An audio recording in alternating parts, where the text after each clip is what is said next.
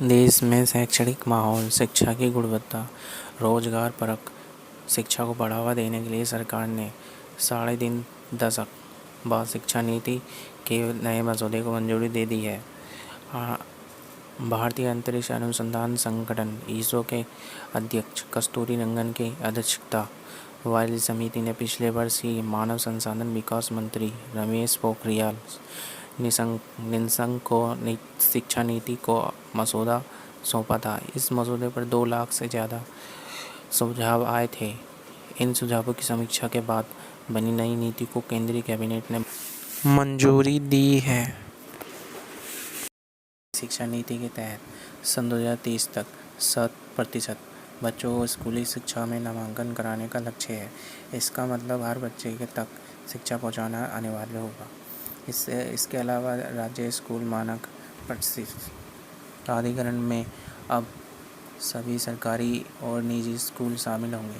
पहली बार सरकारी और निजी स्कूलों में एक नियम लागू होंगे। इससे निजी स्कूलों की मनमानी और फीस पर लगाम लगेगी।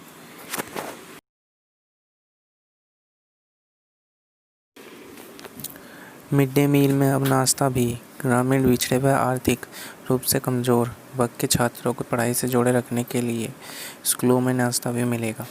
अब तक मिड डे मील में दोपहर का भोजन मिलता था। इसी साल से पौष्टिक नाश्ता दिया जाएगा। इसके अलावा स्कूली शिक्षा की हर 5 वर्ष में समीक्षा।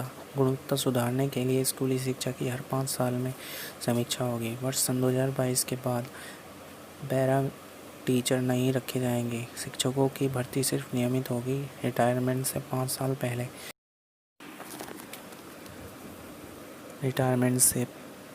साल पहले शिक्षकों की नियुक्ति का काम केंद्र और राज्य शुरू कर देंगे।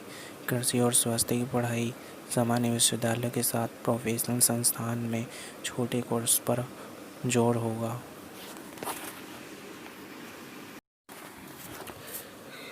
ऑनलाइन व डिजिटल शिक्षा को बढ़ावा।